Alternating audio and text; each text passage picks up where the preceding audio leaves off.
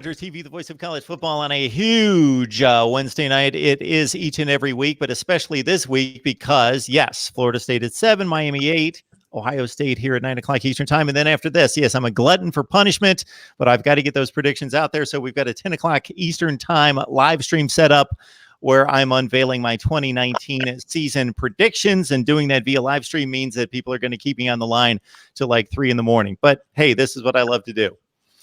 We've got to start with ladies first, of course. Claire Crawford, Buckeye Claire, there she is, looking good as always. Thank you so much, Claire, for joining us this week. Thank you so much for having me. Tony Gerdeman, off to your left, my right, from the Ozone, as we play Brady Bunch again. Kevin Noon up top, front and center. And Kevin, I promise not to make you last in line for each and every question, as I did almost all of last week. And then, of course, Steve Hellwagon from 247 Sports, Buck Nuts. Looking as only I can look. Pardon me? I said, looking only as I can look. That's very poignant, Steve. Yes, as only you can look. Little nature boy humor. So, Steve, in talking to the players this afternoon, or whatever else you gathered from this week's action on the field, which of course is limited to all of you, but more so player comments, Ryan Day's comments, what seems to be something that stood out to you for the Buckeyes this week? I think three things, and I'll just hit them very quickly. The defense is really feeling their oats and really of a belief that they have made the proper strides to be respectable again, and even throw around that term silver bullets that they like to throw around. They think that they're going to have that moniker back. I looked up the numbers today.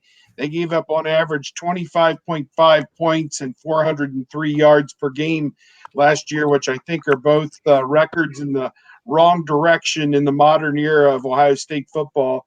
There may have been a defense in the late 80s that approached some of those numbers, but otherwise last year was pretty bad. But they think they're back. That's one. Two, it sounds like Demario McCall is the backup running back.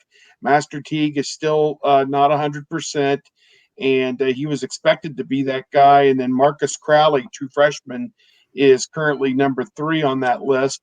So that was the second thing I learned. And the third thing I learned is that Al Washington, the linebackers coach, referred to much embattled middle linebacker Tuff Borland as a, quote, stud.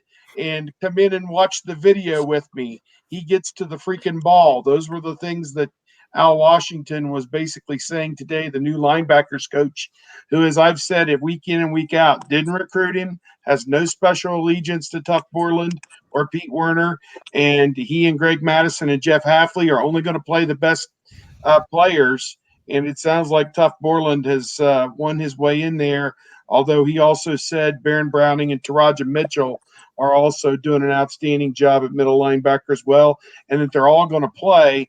But if you believe that Al Washington shares your viewpoint on Tuff Borland, you are sadly mistaken. So those are probably the big three that I came away with, at least today. Yeah, the smart aleck in me would think that maybe Al Washington's game study has been relegated to simply the Tulane game or something of that. That's pretty good. Tony, what you got? Whoa. Well, I would add the Al Washington stuff is mostly a clean slate. Didn't really go back and look too much at last year because he wanted to have new eyes on how these guys have played. And really, Al Washington is not the only guy singing Tuff Borland's praises. The teammates love him. You know, they voted him a captain again. We'll vote him a captain again next year. He'll be a 3-time captain.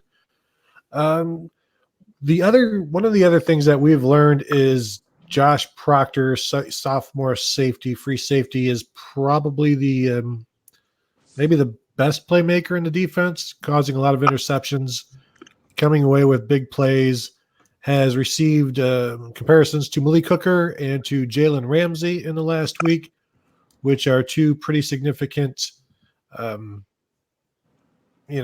comparisons. And if he's even a fraction of that, half as good as that, then the Buckeyes have something. And he may not even be a significant portion of this defense this year, but it won't be too long before he is. Kevin, what caught your ear this week? Well, to stick with the Al Washington side of things, he said that Pete Werner was a warrior. So we have a stud and we have a warrior. So it sounds like he's very high on the linebacker position.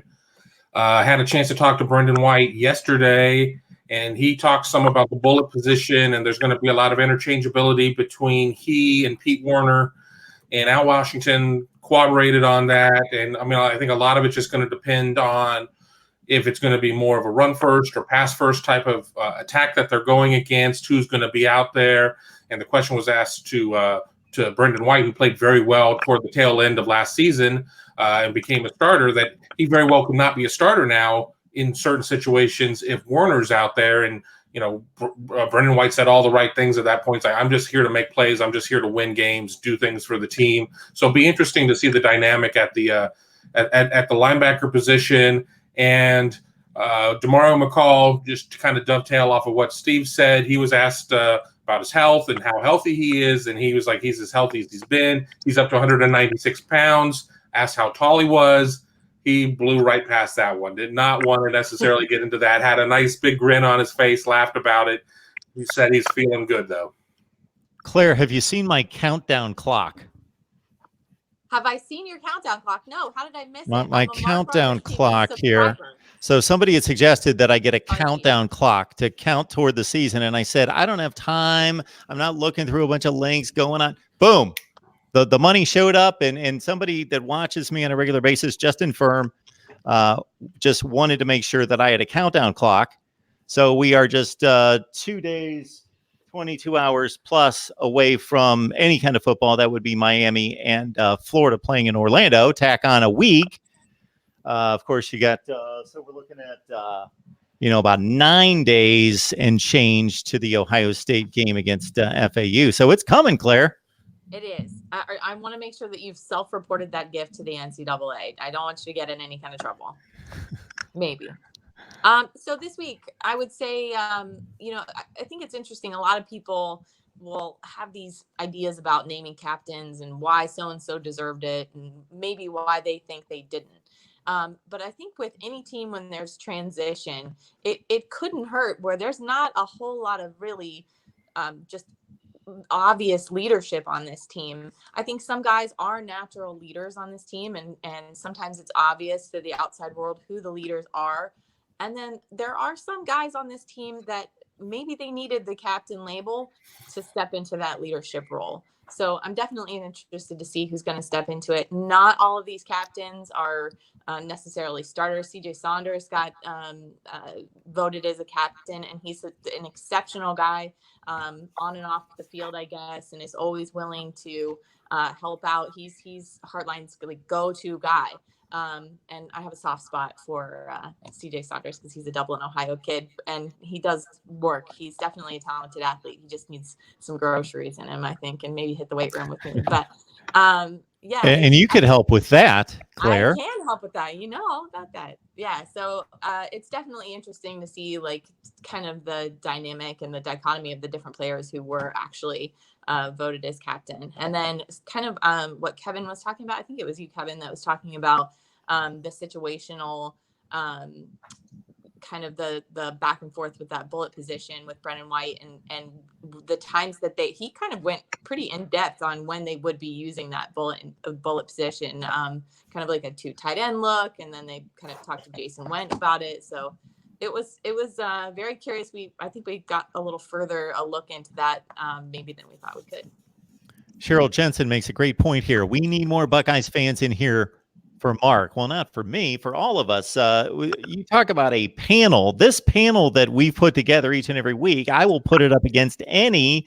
When you talk about these, I'll exclude myself, 4 voices talking Ohio State football each and every week. We had like 450 on the line at one point with Miami, and that will spring to about 7,000 views. Steve Hellwagon has done a tremendous job in helping us promote this show by posting it on Bucknuts as well. So it will tap out in the 2,000 to 3,000 range, but we got 43 online right now. So everybody watching right now, the way you can help us is to go out there and say, hey, family, friends, social media acquaintances, we're here every Wednesday night at 9 o'clock Eastern time. This news not related to current Ohio State football, but did my heart some good to see Braxton Miller signed with the Cleveland Browns today. Tony, any thoughts about that? Well, the last time the Browns signed a former Ohio State quarterback to play receiver did pretty well for them with Terrell Pryor. Did. So I'm a guy who maybe the most exciting Ohio State football player in the last 25 years. I don't know. Him, Ted Ginn, those guys. Braxton Miller is up there with anybody. Covering him, any given play could go 80 yards at any time. And he was a fun guy to watch. It would be a shame not to be able to continue watching him. So I would like to see him stick with the Browns, especially since they're going to be on TV every single week here in Columbus and nationally with their evening games. So I'm okay with seeing more Braxton Miller. I don't know about you guys. I agree. I think very exciting that he's with the Browns, and he made a comment today as they introduced him up there that he passed up other offers to come to Ohio because his now 7-year-old son is playing flag football. So what do we think? Class of 2030, whoever the head coach at Ohio State is, better have Miller in mind in 2030, because I can remember Braxton bringing him around the facility when he was just a 1 or 2 year old and holding him in his arms and then throwing football with him and all these other things. Just really neat. So there's one to file away for the class of 2030 or 31. Head coach Tuff Borland's going to have a good one back up, when he finally signs that kid. I'll probably still be covering recruiting at that point. Yeah. Talk to him now. I probably should get him in as an early chat. Mm-hmm. He needs to have a chat with Baker Mayfield, though. Baker still came out and said that he doesn't regret planting the flag. So maybe he and Braxton can have a meeting of the minds. Steve, more comments this week that are just going to just explode the ego here. Here they are already. Steve is the GOAT. Well, I appreciate people saying that. I feel like I'm an old billy goat at times out there with all the young people that are coming around now, much younger people coming around to cover the team. But it's still a lot of fun. The anticipation for this season, because there are so many unknowns, is what is, to me, kind of interesting and intriguing. And I think that when people take a closer look at what's going on at Ohio State, I think they're really going to like what they see in terms of Ryan Day and particularly Jeff Hafley with the defense and the culture of this team. Seems like it's going to be a fun team to watch this year. A couple of weeks ago when we talked to Greg Stadrawa, I said it felt like the most optimistic interview session we've had with an assistant coach that I can remember. And now that I look back, it's not all that different from every other assistant coach we've talked to or players we've talked to during camp. They are very excited about this season. Optimism isn't really, I don't know that it speaks to it well enough. They are, to a man, convinced that the changes that have been made have all been executed well and will make the defense better. The running game will be better with a more an angrier offensive line, a better run blocking offensive line, a quarterback who is a threat to run, which I think is very important for this offensive line and for the running game to get going again. You see all of the talk, all of the excitement, as Steve said, it's not just one position or another. It's all over the place. And I don't know if it's been like that over the last few years. There's always optimism. There always should be. But it feels like it's a different level this year. And maybe it's the newness of it all. And maybe it will all come crashing down.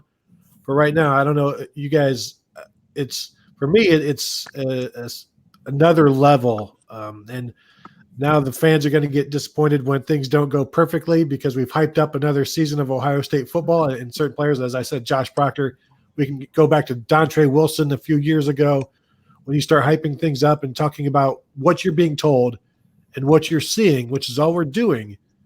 There's a lot of excitement at the football facilities right now. They're setting up the triangle formation. We remember, every year we always have a red herring out there. Oh, the triangle. Oh, they're going to do this. I mean, everybody's got a plan until they're punched in the mouth.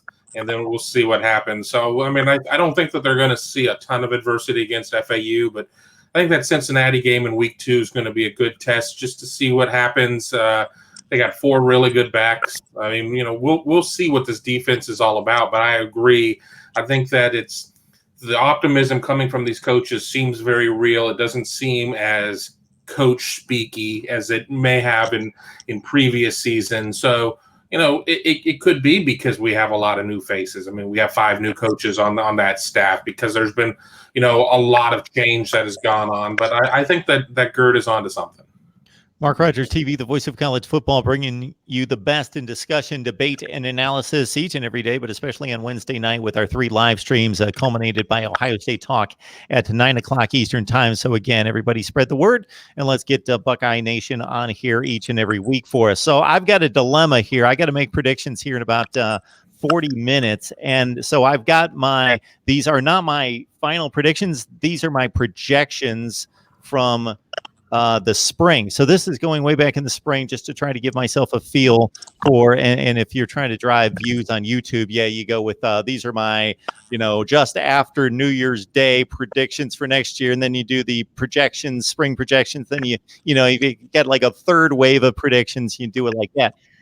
I was going 10-2 and 7-2 in the Big Ten for the Buckeyes. And I know that that's right teetering on, that 11-1, 10-2 separation will mean everything for this team. Most likely, of course, they missed the playoffs with 1 loss last year, but most likely that's the separation right there. The 1 loss versus the 2 loss. And in the eyes of Buckeye Nation, that's going to be success, or it's ridiculous to state failure. Right, Kevin? Oh yeah. I mean, heck, 11-1. There's going to be some disappointed people there if they drop 1 game. There's a big difference there because I think a lot of people are operating probably in that 11-1 space, maybe missing the playoff again, going back out to the Rose Bowl, but getting out to Indianapolis. A second loss. I mean, especially a second league loss. That's just, that's unfamiliar ground for fans through the Urban Meyer days. I mean, you lose 9 games overall during your 7-year tenure with the Buckeyes.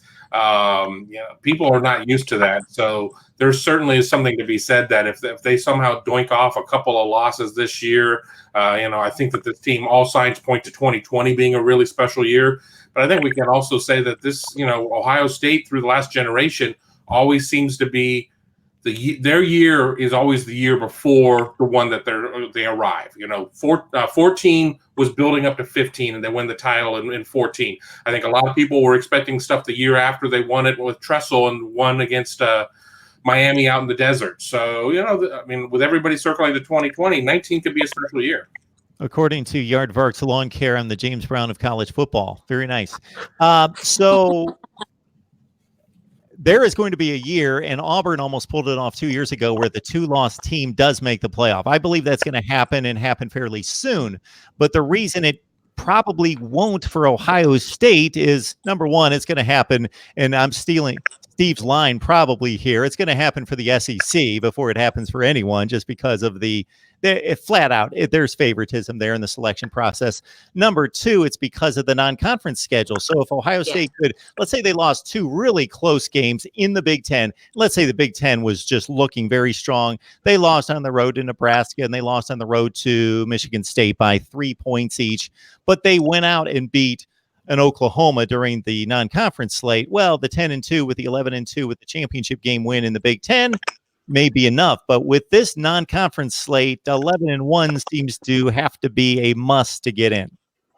Well, especially since they let the genie out of the bottle of 2 teams from the same conference being able to get into the playoff and take 2 of the 4 slots, and obviously the love affair with the SEC. And I know that every year we have a different committee down there in Grapevine, Texas, but it seems like they keep passing the same playbook to one another, that the SEC just really is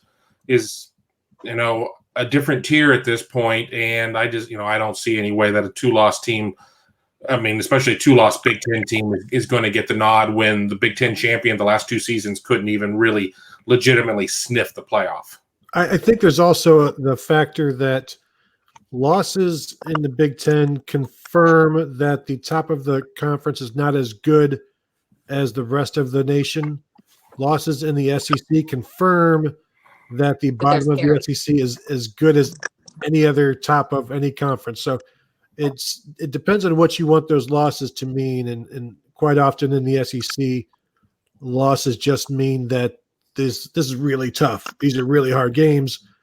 Losses on the road to Iowa and Purdue, those are blowouts, so they're different. But losses in the Big Ten just prove that you're not quite good enough to make the playoffs. Well, they did get into the playoff with the 3-point loss at Penn State and didn't win the Big Ten that year. They did get into the playoff with that. It's who you lose to and how you lose to them. If Ohio State's one loss this year is Nebraska, and Nebraska turns out to be a top 20 team, that won't sting quite as bad as Iowa and Purdue, and particularly if it is a one touchdown game or whatever, something like that. It's the nature of the loss when you are down double digits early and never really even mount a comeback to get into the game. And that looks bad, particularly when both games were night games on national television. I mean, every game that they play is on national television, but in a highlight position, it's who you played and how you played that took them out of the running. Again, they were able to withstand a loss to Penn State that was a close one, and Penn State was unranked, although they went on and won the Big Ten and went to the Rose Bowl that season. They ended up being a pretty good team, probably 10 wins. But to me, I think that's what you have to look for as you go into this season. They can't go out. Northwestern's been my whipping boy. I think they're going to be 2-3 or 1-4 when Ohio State gets there. Ohio State can't go out there and lose that game to a Northwestern team with a losing record and expect to get anything at the end of the season, because if it's a close call, the tie isn't going to go to that runner. So that's kind of my thought. Okay, everybody. William Lee is telling us that Steve is very rational. I don't know what William is saying about the rest of us, but I think that's a knock on the rest of us. But Claire, we'll go to you. So in regards to, and I think Steve actually alluded to this a few weeks ago in unveiling his predictions. So Steve, correct me if I'm wrong. You picked Nebraska to win the West. So if Ohio State's able to accomplish what Oklahoma did last year, and if that's their loss, but they avenged the loss on a neutral field, then all is forgiven. Come on in. Yes, that would be a good recipe. The Oklahoma model worked last year, but the difference between them and Ohio State last year and Ohio State the year before was Ohio State the year before had 2 losses, and then last year was a bad loss to a team that ended up 6-7. So measure it any way you want, but that was the rationale in that. Luke, I'm going to answer your question for you. The last time Purdue won the Big Ten was in 2000 with Drew Brees at quarterback. He threw a long touchdown against Ohio State and West Lafayette to win the game, and then Ohio State lost to Michigan. There was a 2 or 3 way tie for the championship. Yeah, Purdue went to the Rose Bowl that year. That's the last time they won the Big Ten.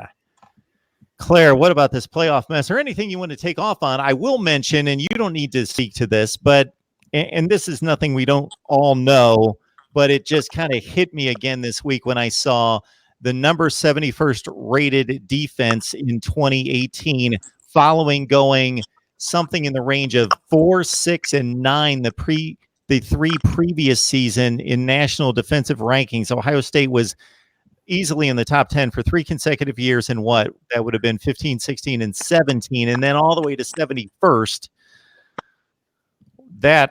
That's just incredible with those kind of athletes on the field that could have gone on for 14 games.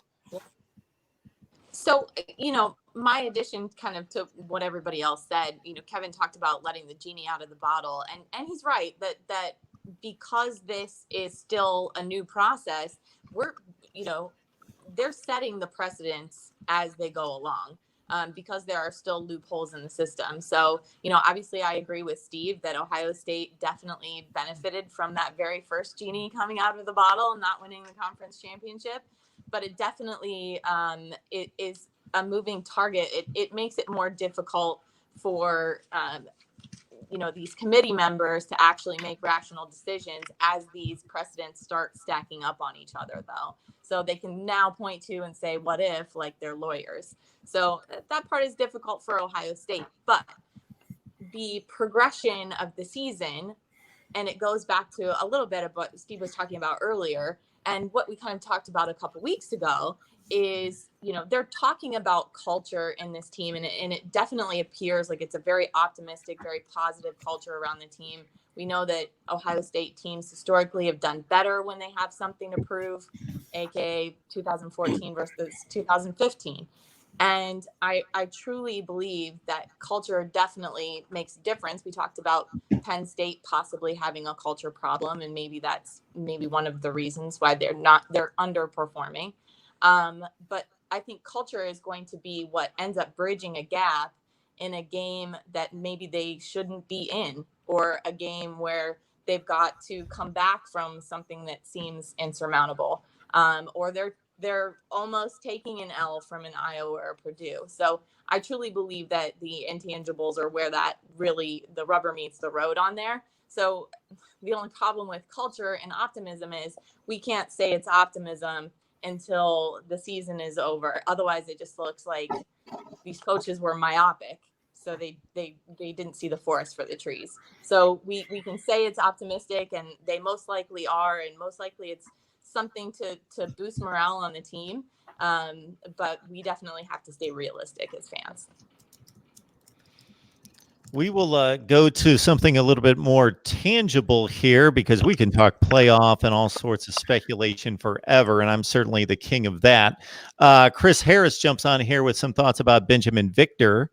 Again, that's always a difficult first name to get. I always screw it up, and I know Chris did right here, but you're good, Chris. I can't spell Benjamin either. I got to look it up every time I put it in a tag on a video. Anyway, so anyone who wants to take off on a Benjamin Victor, the possible breakout, we've expected a lot from him. I still hearken back to him being the one guy who, I'm not going to say gave hope in the second half against Clemson, but he got a pass interference. He caught a ball downfield. It was like, okay, here's a guy that we should have seen earlier. He's burning the Clemson defense. Maybe we can do something here. Benjamin Victor, Kevin. Consistency. He makes the play against Penn State. He drops an easy one against Michigan. We had an opportunity to talk to him here recently, and he knows the rap against him. He knows that that's there, but recognizing that and being able to climb that hurdle are two different things. The Buckeyes are going to need a lot out of him. I mean, obviously with KJ Hill, you have Austin Mack coming back, even though he's been a little dinged up. They're going to need him. He does have that ideal height. He just can't put on weight. That's just his metabolism. When we covered him in high school during the recruiting trail, it was like, well, give him a year or two under Mick. Let him get, 3 squares a day plus unlimited NC2A snacks. He'll fill out. He's just not going to fill out. That's just who he is. We should all be that lucky to be able to have that fast metabolism. But, the truth of the matter is I think this is going to be a good year for him. I think that, he recognizes, that there's not a lot of opportunities left. He's getting down to a finite amount of games that are left in his collegiate career, and he's going to need to show some more consistency to have with that tape to be able to get that invite to the combine and, maybe have an opportunity to go to the next level, because, right now at this point, the consistency really is an issue. And that, that does raise a bit of a red flag of, is it a work issue? Is it just is it a development issue? Where is that coming from? But I think 2019 is going to be a big year for Ben Victor. The other thing you have to remember about these outside receivers, all of the receivers for Ohio State, is they split reps. They rotate 6 guys. So you have to basically double their stats to get a relative number for them. And I don't know what the outside guys like Benjamin Victor, he's an X. What would he top out at? Maybe 40 catches is what you can hope for from an outside receiver at Ohio State. Maybe it changes in Ryan Day's offense. Under Urban Meyer, it was the X. Last year Paris had 90 and KJ Hill had 70, I think. Whereas the outside guys, maybe 25, 35 in there.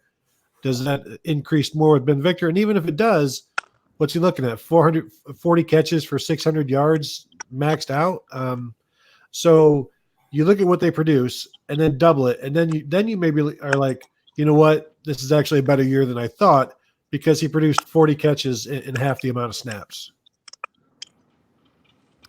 Mark Rogers TV, the voice of college football, talking Buckeyes with these fine men and women here. Claire Crawford, Buckeye Claire, Tony Gerdeman from the Ozone, Steve Hellwagon, Bucknuts 247 Sports, and Rivals boasts Kevin Noon from Buckeye Grove.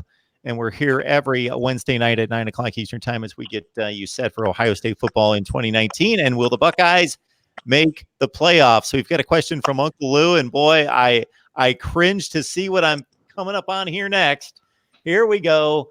Mark and guess, why do you think Ohio State has such an abysmal record against the SEC? 5-12, 3-10, or 2-10 in bowls. Yikes! I'll hang up and listen. Thanks. Can I please take this first? Oh yes. I think you need to take some of it into context, Lou, in regards to the matchup. So I actually wrote, because this irked me for quite some time, I wrote like 10,000 words on this once, defending Ohio State's bowl record against the SEC. And at this point, this was before the Arkansas win. And who else have they beaten recently to get it to 2? Alabama. Yeah, well, yeah, I remember that game. I might have watched that. Woo! Yeah, so this was at the 0-8 place that they were about a decade ago or 15 years ago when Jim Tressel probably had lost to LSU and Florida back-to-back, and Ohio State was just getting hammered. And sure, you can't argue with 0-8 and what is now 5-12 overall, 2-10 in bowl games. But you need to put it into context and look at each individual game. Understand that in many of these matchups, there was an Auburn loss in the Hall of Fame poll in '89. There was a game against Alabama in the '95 Citrus Bowl after the '94 season. Many of these matchups, Ohio State was elevated based on brand, based on who they are, based on drawing people to the TV set. When there was not a championship involved and an automatic slot in a bowl game, they were taking on an Alabama team in the '78 Sugar Bowl that tied and split a national championship, and Ohio State was 9-3. They didn't belong in that game that year. They didn't belong taking on an Auburn team that was ranked in the top 10 when Ohio State was 8-4 that year in '89 at the Hall of Fame Bowl. They got a number of those matchups because they were Ohio State and they were going to be elevated in the seedings because the Big Ten and the national sponsors wanted Ohio State in favor of a team that was actually better in the Big Ten in any given year to be slotted. Again, my last example will be the '95 Citrus. Alabama came within 1 point of playing in the national championship that year. Ohio State lost by 7 touchdowns to Penn State and lost 4 games that year. And they were pitted up against an Alabama team in the Citrus Bowl, and they took them right down to the wire before losing in the last 50 seconds on a Sherman Williams touchdown run. So you got to put the games into context. And Tennessee Chiefs with the big cleats. There you go. I agree with you. The Alabama game that you referenced in '94, '95, Sherman Williams, I think, ripped off like a 70-yard touchdown run with like a minute to play. The game was essentially tied. I mean, so it wasn't like they got blown out. 2 of those losses are to South Carolina in the Outback Bowl, one with John Cooper, one with Jim Tressel. The one with Tressel, they hit a field goal on the last play to win. I mean, they found ways. I mean, they lost to Georgia and Garrison Hurst in the '90s. They were on the wrong end of some tough matchups against some good SEC teams. The Tennessee game with Peyton Manning, it was pouring down rain, and that game was decided, I think, 14-10 or something like that in a driving rainstorm. So, they got blown out a couple, and Florida, obviously Alabama, they got blown out. And LSU was a 2-touchdown game, but otherwise they've played right with most of these teams in a lot of these games, and certainly had Arkansas beaten, allowed them to come back, and then won it at the end. And of course, Alabama, fell behind 21-6, and then just dominated the last 3 quarters of the game. and punched the bully right in the mouth. So that's the one. That one should count for 10. So I think that their record, because it was a playoff game, it should count for 10 in my book. So really, I think their record's like 10-8 or 11-8 against SEC teams in bowl games.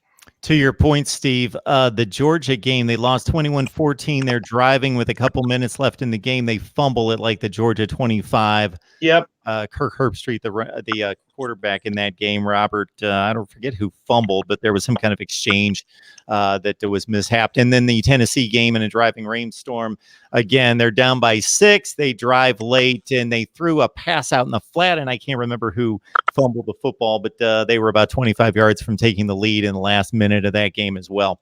So those are excuses to a certain extent. Yes, Eric, I see your comment. Excuses. Absolutely. Those are football plays that were made, but I'm putting into context. If every game was like 47-3, that would be one thing. We're evaluating performance and ability. We're not just saying wins and losses. We know what the wins and losses are. Did you ask the question? You asked the question, so we're making an explanation. 42-35. And when we're talking about these close losses, that's why the Tennessee wearing illegal cleats in that driving rainstorm is still a point of contention, because maybe they don't win with those illegal cleats that they were allowed to wear after the fact. Did we mention illegal cleats? Illegal cleats. I think they were like 10 inches long. I mean, right. They look like stilettos. Yeah, and then you also have the 2011 bowl game where Ohio State should have just stayed home and chose to go to a bowl game. And really, if you want to strike any bowl games from the record, strike that one instead of the Arkansas game. Oh no, 2006. Touche. All right. Typically during a spring practice or a fall practice, there is somebody who catches fire, somebody who stands out who wasn't necessarily expected. And I'm not talking about on the level that somebody goes from walk-on to Big Ten first team, but somebody who maybe jumps on the radar, may get a little bit more playing time or caused a bit of a buzz for a couple interceptions or a big hit or whatever happened.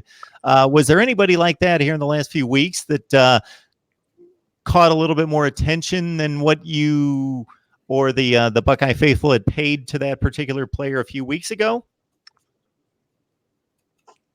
I got one. Okay. Malik Harrison today said that Kevon Pope, a linebacker who you don't hear a lot about, he was not a Baron Browning or Taraja Mitchell coming out of high school, but he's a guy that really could provide some depth at outside linebacker. He said he had a great camp, so look for him in the 2 deep at linebacker. Kevon Pope, I think he's one. Over on the offensive side, a couple guys have been biding their time are Jalen Harris and Elijah Gardner, and they both got more reps because Austin Mack was out.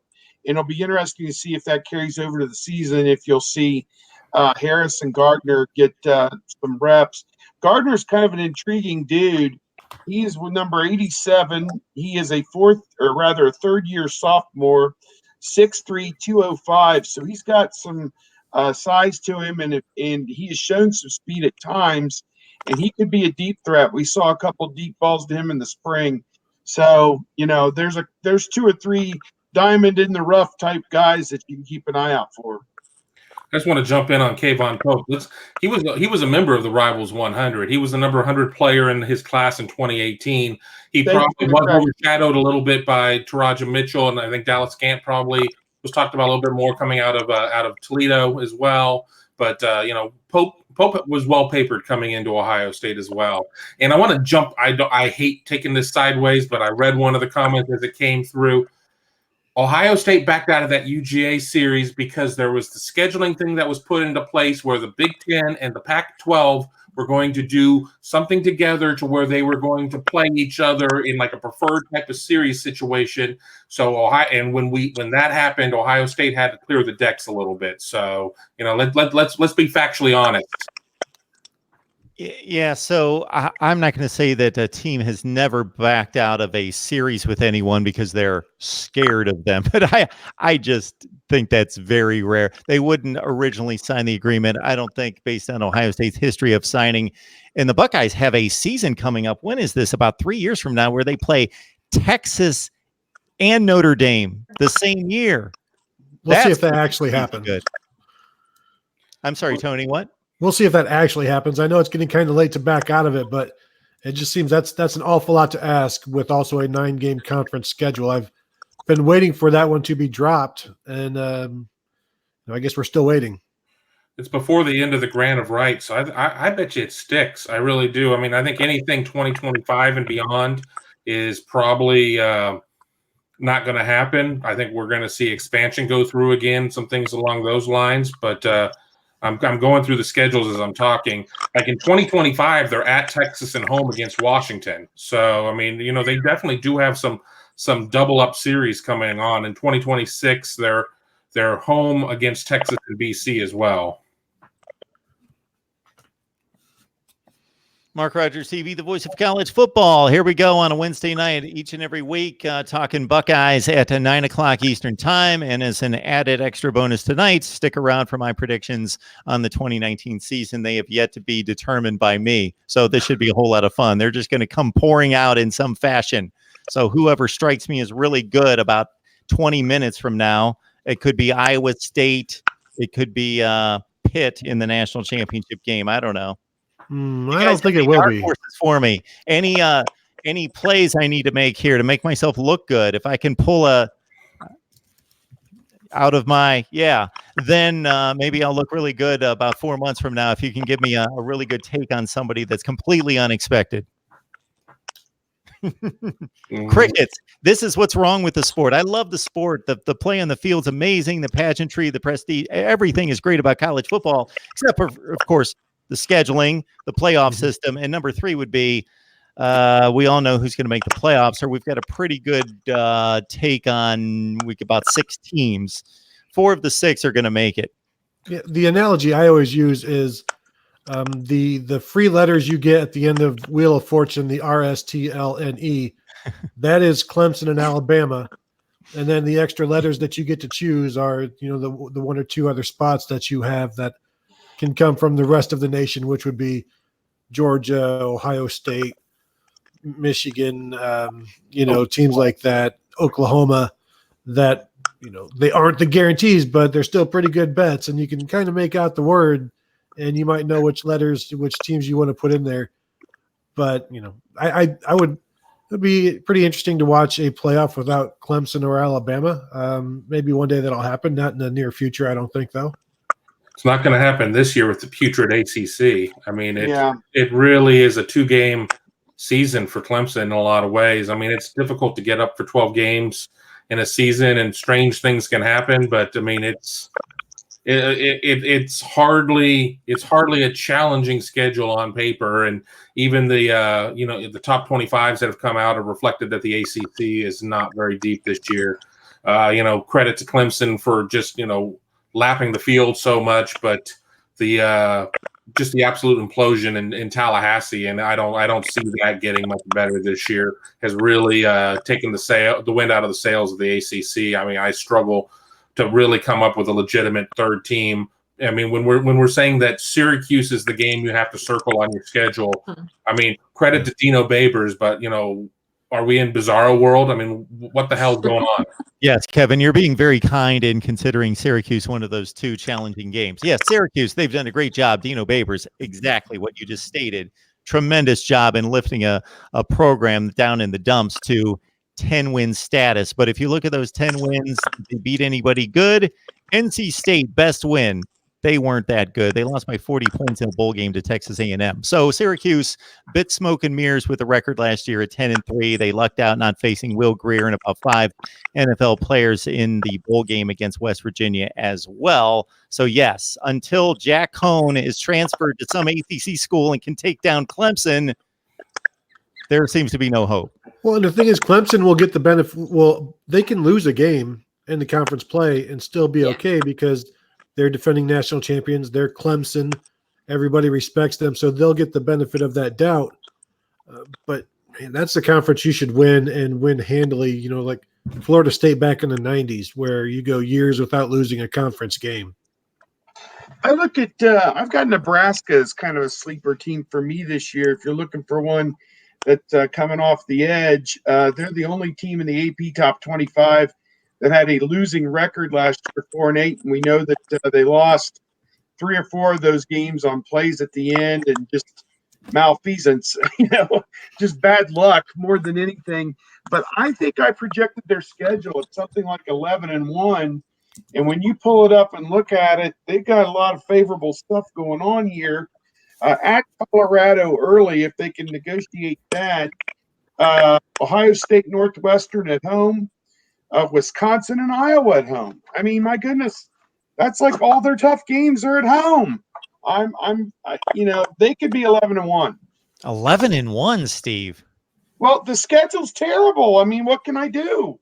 I mean, they're going to lose at home. I mean, they're just as good as those other teams playing it at home. Maybe they lose one, but they don't go on the road and play anybody difficult. So I'm going to play devil's advocate with myself and back you up, Steve. So besides the Ohio State game at home, they got Maryland and Indiana. So they miss all the other Big Ten Eastern Division. yes, Clout. bad crossovers. Yep. Besides Ohio State, which is at home. Somebody was talking about the Alabama schedule. Their non-conference gauntlet is Duke, New Mexico State, and Western Carolina. And then they also try to talk about Florida, but Florida is nowhere to be seen on that schedule. And Florida is allergic to offense. I mean, wake me when they can score points. I think that they are probably the biggest sham in the top 10 right now. I mean, even more so than Notre Dame or anybody.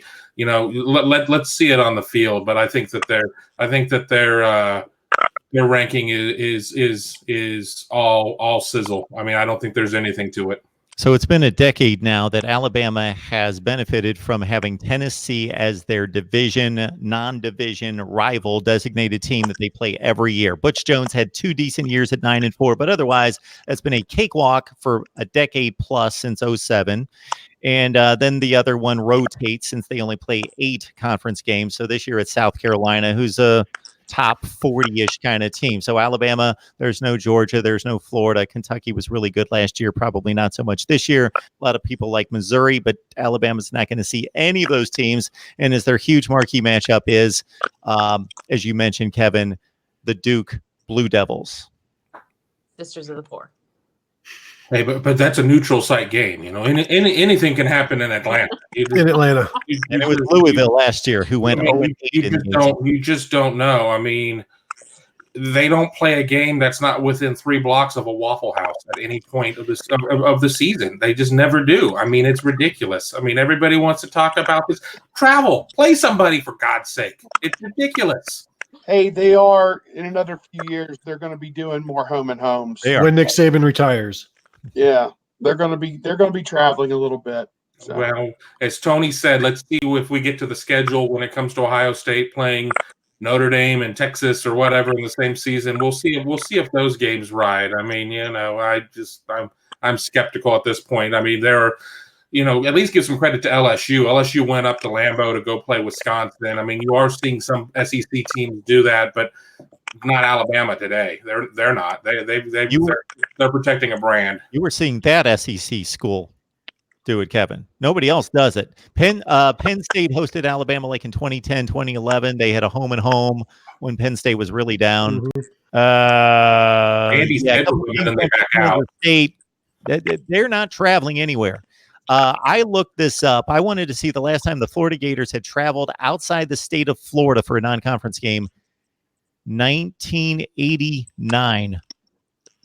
Last time they were outside the state for a non-conference game. They went to Syracuse and lost. So that they play Florida State every year, so they get credit for that. Although Florida State's not any good now, but year in and year out, that's typically a top 15, top 20 game. Okay, but they still don't leave the state of Florida.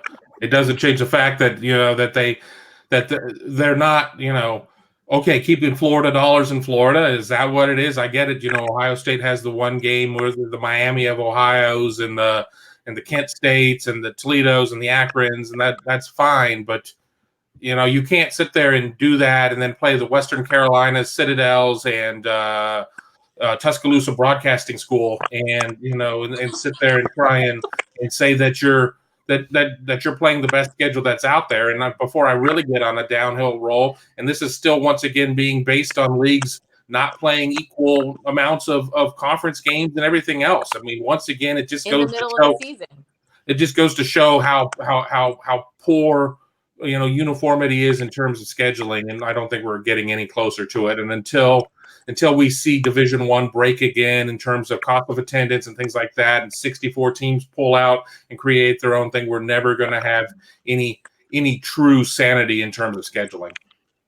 Clemson alum 98, I love you, but do they honestly believe their joke conference, meaning the Big Ten of the 1950s, has anyone in the South concerned? Well, let's understand that there is one conference in America that matches the SEC when it comes to eyeballs on the ratings in television, rear ends in the seats, money, revenue, actually eclipsed the SEC over the last 2 years in revenue. So that would be the Big Ten. And these two conferences match up in bowl games that are set designated bowl games, namely the Citrus Bowl, what used to be the Capital One Bowl, the Gator Bowl, and the Outback Bowl. And the Big Ten has been the one conference in America of the other four that's matched up quite favorably. Not saying that they win 50%, but it's very close to 50-50 through the years in those matchups. So, yes, it's not a joke.